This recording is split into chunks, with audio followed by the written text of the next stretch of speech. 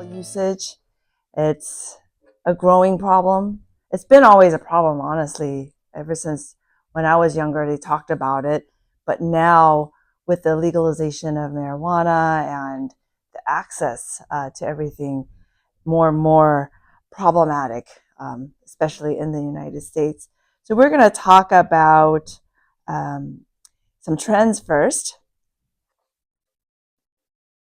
The increased usage in eighth graders is 61% in that year of 2016 to 2020. And we can't even blame the pandemic. Pandemic actually showed the research of decreased usage because they weren't going outside and being outside.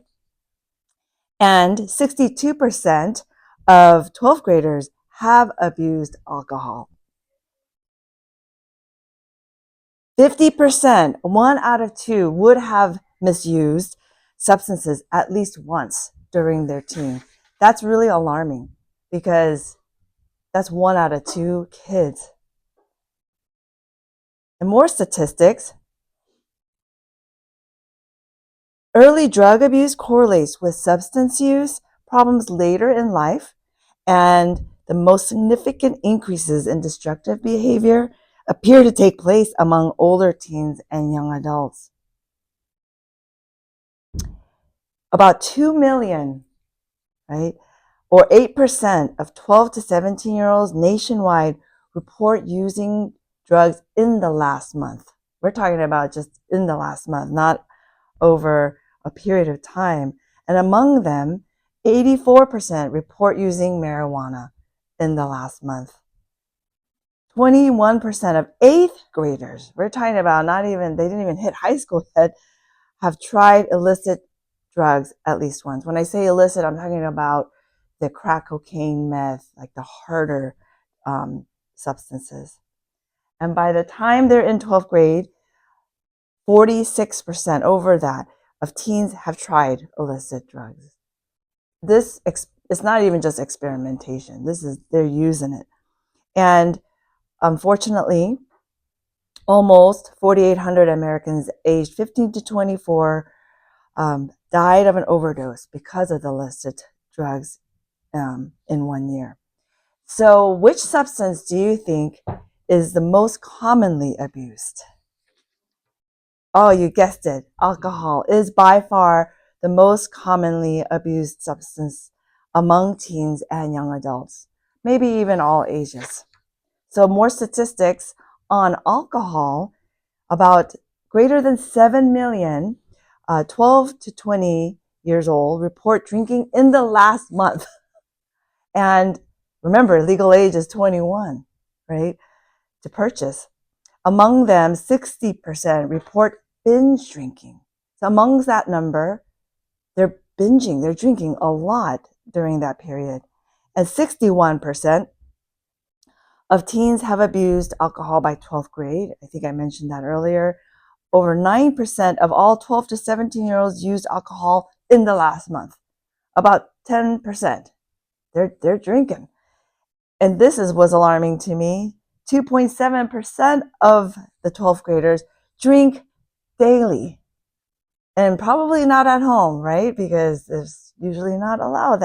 It shows how feasible it is to obtain supplies of alcohol and how they can fake their IDs or get their older friends to buy it for them. All right, then. So how can we parents equip our kids before they face the temptation to use unhealthy substances? We'll talk about that first. And if there's anything that I want you to take home, one word, it would be this.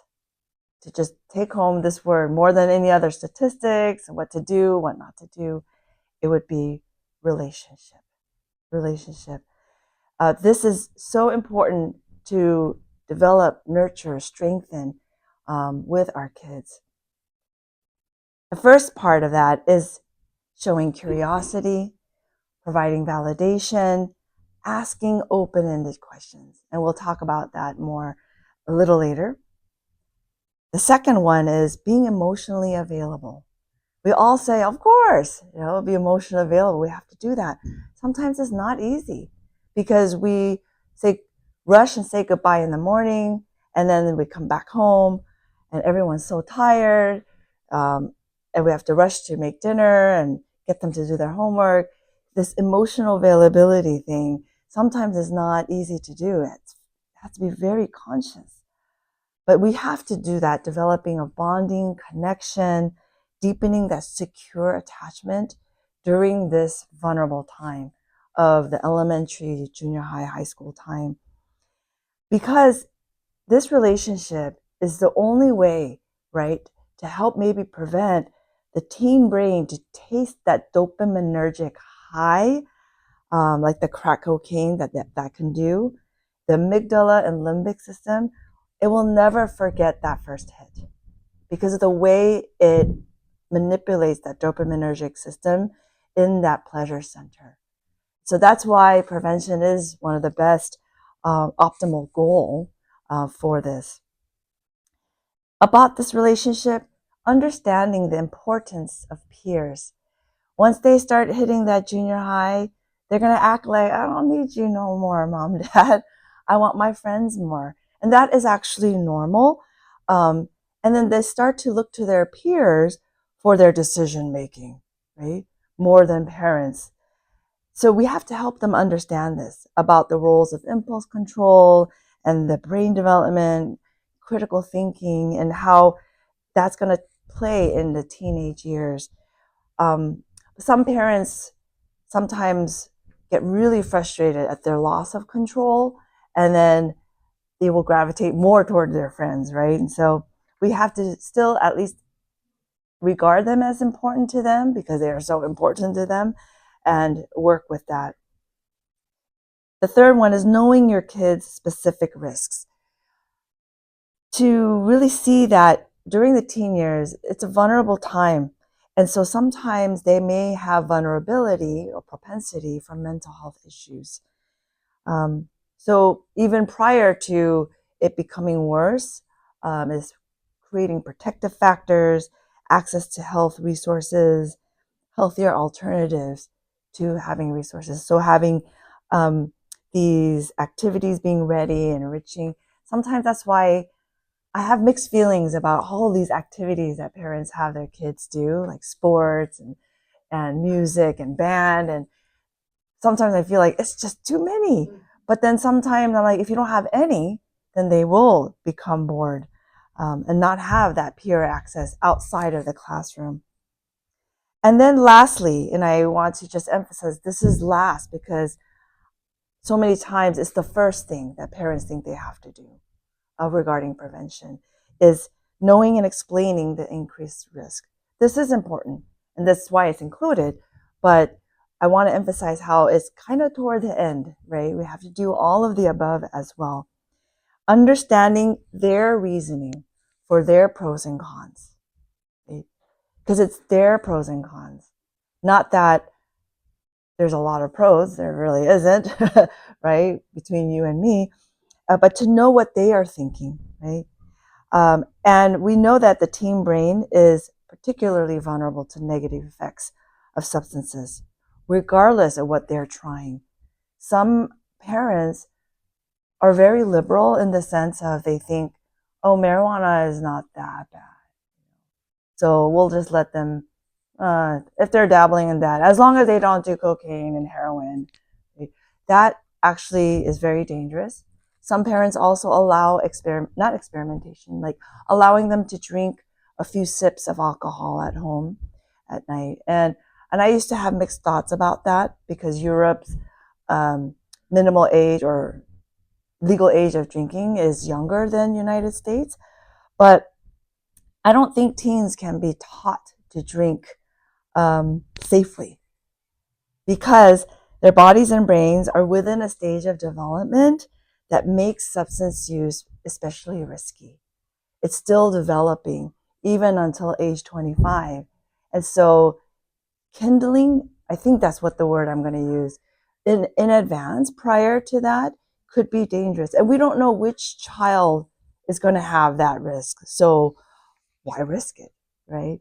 When I was in high school, and I remember learning about drugs and alcohol in elementary school. They had that DARE program and things like that. So I, I mean, they put the fear factor in me for sure regarding that. And somehow I kind of knew that teenagers are impulsive, maybe because of the uh, observations around me. And I kind of knew myself. If I taste that and I know it tastes so good, if I drink and I really like that feeling, I'm going to be in trouble. I'm going to be in trouble. Somehow, as a teenager, I kind of knew that. And so I waited really long before I tried my first glass of wine. Okay, so what about then? Oh, this is a really cool video clip I saw maybe a decade ago, and I wanted to include it here to just to give you this informational video. This is kind of like better than just listening to me about this piece. Scientists first began to understand addiction as a brain disorder in the 1950s. Doctors Olds and Milner, in laboratory studies of rats, found the parts of the brain affected by addiction. But then in 1994, doctors Volkov and Shelbert, top neuroscientists, ran CAT scans of the brain that showed the effects of substance use disorders. Like other diseases, these scans showed it affected tissue function.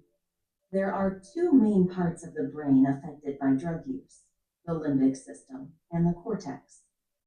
The limbic system, located deep within the brain, is responsible for our basic survival instincts. So when you do essential things to stay alive, like eat, drink, find shelter, have sex, or care for your young, your brain reinforces behaviors that cause the release of dopamine from this region. That reward for surviving is also transmitted to the amygdala and hippocampus, which records a memory of that feeling, so we seek it again. This is our survival hardwiring. Addiction also affects this area up here in the prefrontal cortex, which is what separates us from other animals. This is where decision making and impulse control live. When drugs or alcohol are used, they activate the same dopamine process in the survival center. And when use is repeated, that substance can hijack that part of the brain. This hijacker changes the brain and weakens this system to make it believe that the primary need for survival is the drug. In hijacking the brain, it can usurp those primary motivations: food, water, shelter, sex, and protecting our young.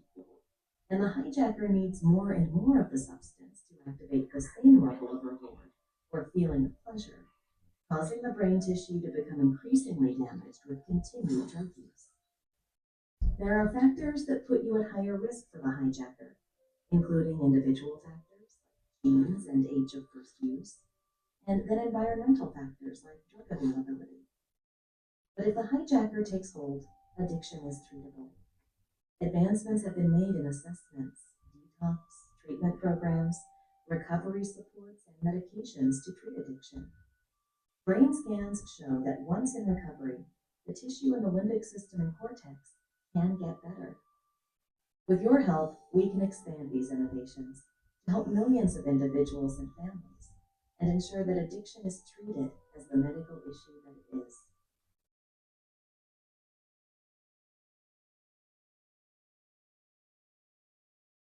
Okay, great.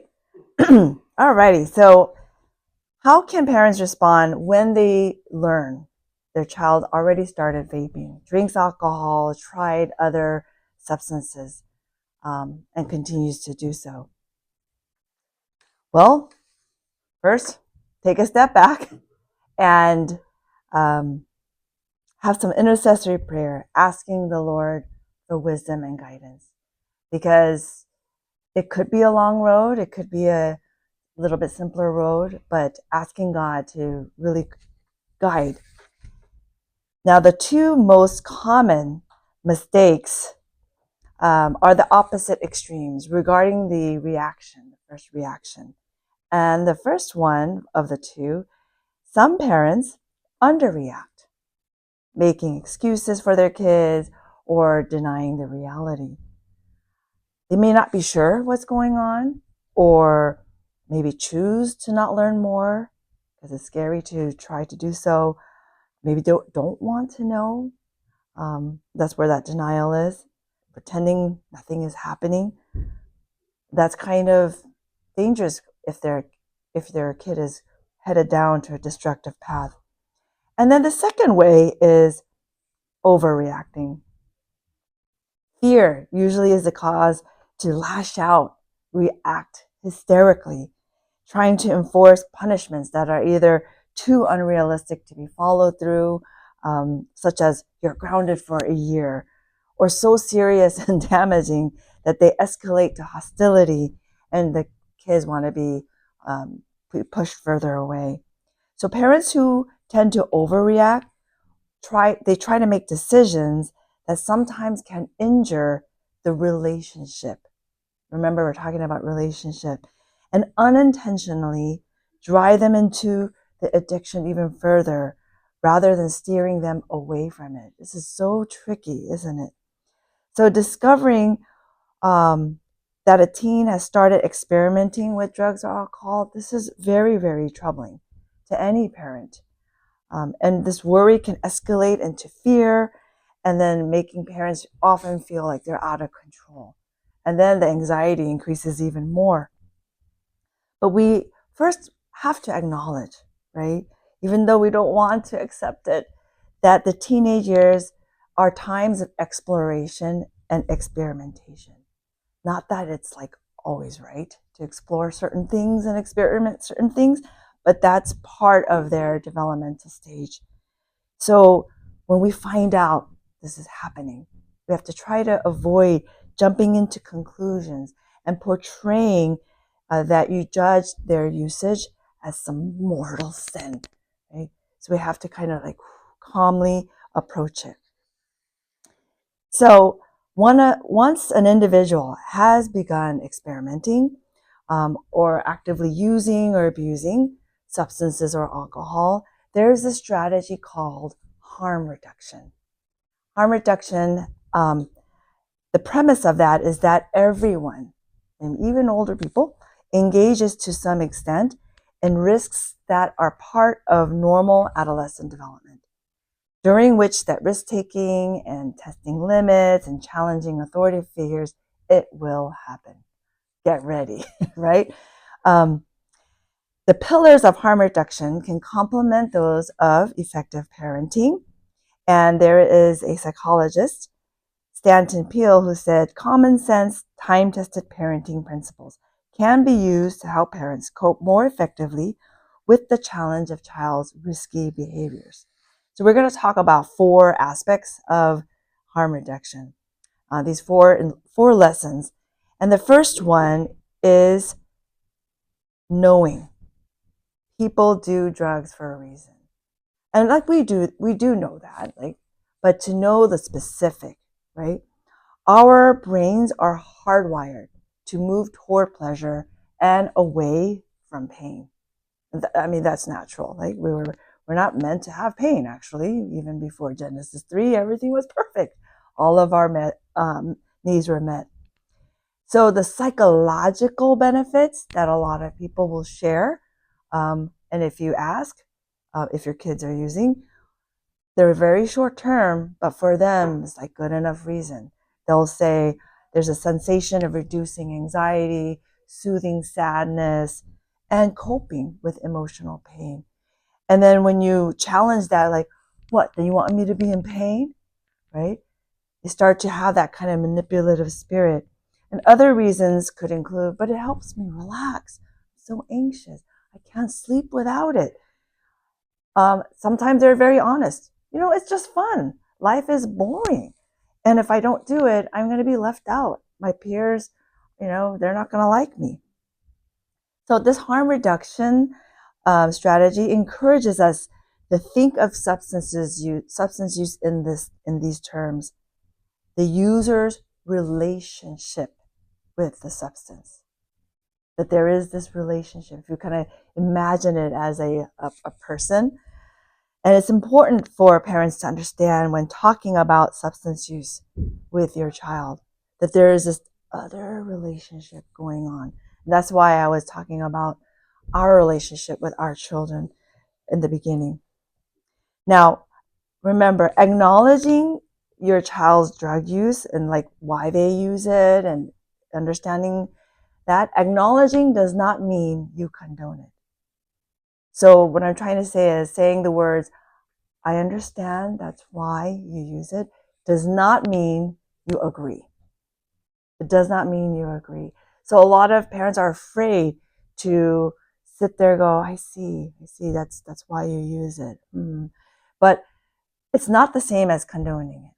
Maybe the child would look at it that way, but you have to first know the language I understand does not mean I agree, right? So rather than starting from knee-jerking to warning them about dangers and the negative aspects and the consequences, um, you will definitely go further if you focus on inquiring your child's own experience, going there with that curiosity. How do you feel when you take that, when you use that? What does it do for you? There's a difference between the curious way of asking it than the non-curious way, right? What's it doing it for you? How could that be so helpful? Like, right? But really acting, you have to be a good actor and actress, right? What does it do for you, right? And these open-ended questions, active listening, it will open exploration and discussion, right? Everybody, each child has their own reason, and sometimes they reflect common issues that a lot of teenagers are going through. If they're saying anxious and depression, right? Some may take that as that's just an excuse. But maybe on the most part, there is some anxiety or depression. Or it's actually now causing more anxiety, depression, and causing a vicious cycle to keep using it. And then, lastly, on this point, as adult caregivers, we often sometimes forget we were once teenagers facing similar issues and similar struggles, right? Now, the second point of the harm reduction is meeting people where they're at. And this begins in engaging with the teen in a supportive process, right? Not that you support it, right? But this process of being supportive, learning about their beliefs and attitudes about the drugs. That's what it means to meet them where they're at.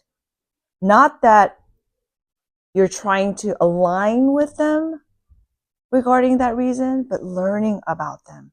Like really almost acting dumb. Like, okay, why do kids use it these days? Why do you do it, right? And be mindful, you may not like what they say, right? You might not like it.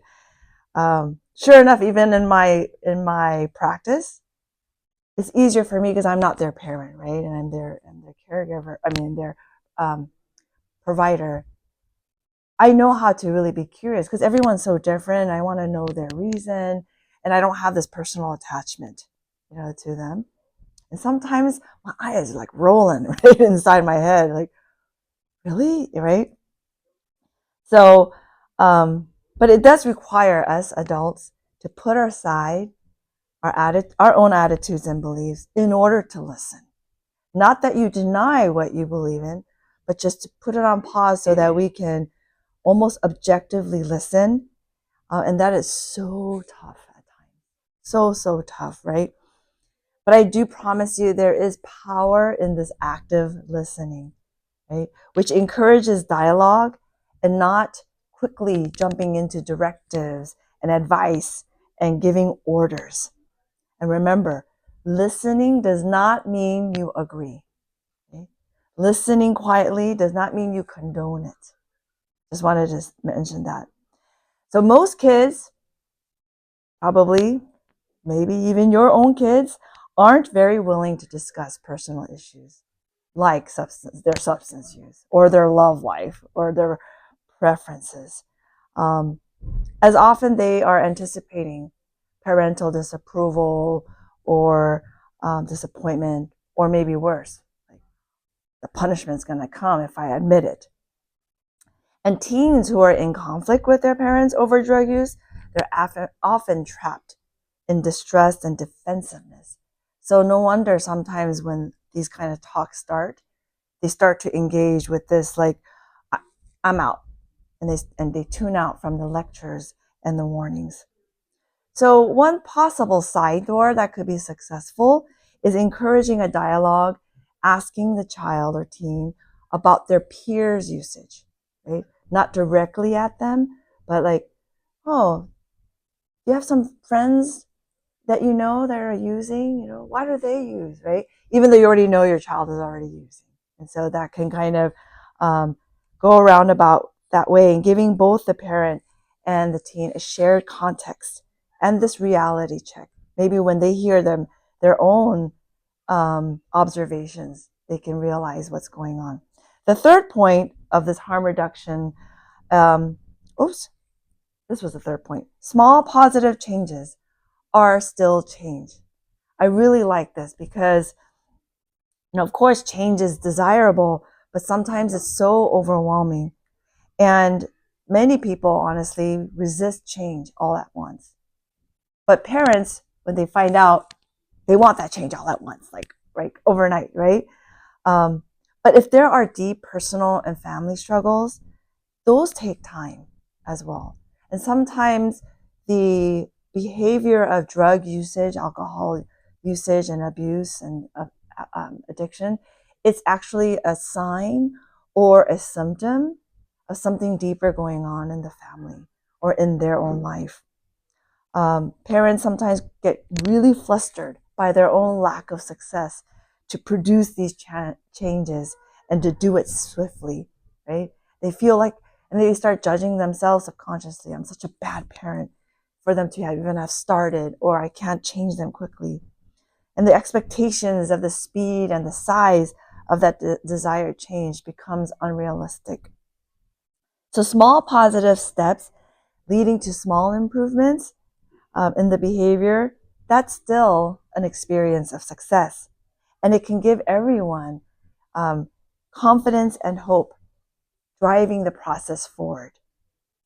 Oh, today you didn't start drinking in the morning. You started at after lunch. That is definitely a small positive change. Yay! Um, and there's a funny case that I had where somebody was using marijuana every hour, right? And this is an adult, but obviously he started younger years. For that kind of tolerance and to stay awake to do that every hour. And it was a very, very risky thing because he was on ADHD medications as well, and also had a diagnosis of a psychotic disorder. So I'm in this like almost like a parent, like I have to help this individual to stop using, but with a calm mind, I'm like, let's do it very slowly, almost so that you don't even feel it. Okay, so how many grams do you do, or how many bowls, or how many hours, right? So let's say he told me, yeah, every hour. Okay, so between now and next month when you see me, instead of 12 hours, can you do it 11 times? And he's like, oh, that doesn't seem so bad. I'm like, okay. And then sure enough, the following month, he's like, guess what? I only did it 9 times instead of 12 times. I'm like, yay! And I got all excited. And then only you would think like it's going to take 12 months, right? Because it's one, 1 hour at a time, but it was much quicker. It was much quicker. So I wanted to give you that success story for him. It's very important to voice appreciation and encouragement for any positive change, um, even if it's very small like that. And there also will be times of perceived failure and going backwards. So we have to try not to be discouraged about that, because recovery is never, ever a straight line. Right? The fourth one is this one, very interesting. Some parents are under the influence that tough love is the only approach. And for example, they may be told that you have to have zero tolerance and you should kick your kid out. maybe that's the only way they'll get their act together. So in the past, this tough love idea was very popularized as the only solution to the problem of drug and alcohol use. And frequently, the approach of the lockdown mode was used, like grounding, no cell phone, no internet, like whatsoever. This is in order to eliminate the risk, right? This is like the all of the efforts that we're trying. So this might bring um, temporary compliance, but it will be it will show poor long-term success actually. And tough love it could even damage or destroy the child's life sustaining connection to the only people that really truly care about them. So kids, they generally do better throughout the life when their parents or caregivers lead them with a gentle but balanced hand, staying engaged while allowing independence. Oh, this is a very difficult juggling act, right? And as mental health clinicians, we encourage family members to remember your child's strengths, that he or she is more than a drug user, an alcohol drinker. Now, there's also a notion that everyone with a very serious drug or alcohol problem addiction, they have to hit rock bottom and then they'll be ready for help. But there's some research that shows that most people enter treatment or make positive changes in their substance use before or without hitting rock bottom, actually. And so waiting for someone to hit rock bottom sometimes is because parents don't know what to do and maybe everything they tried is not working. It can be perceived as ignoring or avoiding the one who's struggling. And that could lead someone to feel like being abandoned, actually. So on the surface, they may say, leave me alone. I'll handle it. I know what I'm doing, right? But inside, they know they're in trouble. They know they are struggling and could be a big problem and that they need help. So in the absence of violence and like there's going to be danger in the home to other siblings, kicking a minor out of the family, it could potentially be disastrous. So some final recommendations is, well, I'm a professional, so I'm going to encourage you to seek professional assistance and earlier than later, especially if you find out already this has been going on. It's becoming like the 4th month, 5th month, 6th month. That is not too early to seek help. And especially if both the teen and the parent are ready to go. You can't drag your teen too much, so there's some techniques about that. And the second one is if you do meet, be ready to receive recommendations, right? Um, because sometimes during this evaluation, we will discover the comorbid problems of depression or anxiety or ADHD. And there's the statistics about untreated ADHD, undetected, untreated ADHD has a higher risk of drug abuse later, and earlier treatment lowers that risk. And if the diagnosis of substance alcohol use disorder has been determined, then remember, this is a treatable condition. It's a treatable problem. And we have to view that as a condition and not as an identity. Right? Some parents are like, oh, that's it. They're going to grow up and they're going to be a drug addict forever. That is not true. There's a difference between viewing my kid is an addict versus my child is struggling with drugs or alcohol. And there's a difference between, child, you better not become a druggie. Not in my home, right? Versus, what's troubling you to feel that way? That you have to use this in order to feel okay, right? That this is the only thing relieving your stress. So there's a difference between those two questions and attitude, right? And of course, lastly, never forget that this is a spiritual battle, right? Jesus says in John 10:10, the thief comes only to steal and kill and destroy. I have come that they may have life and have it to the full. Right? So we have to fight the spiritual battle in prayer, right, for our children.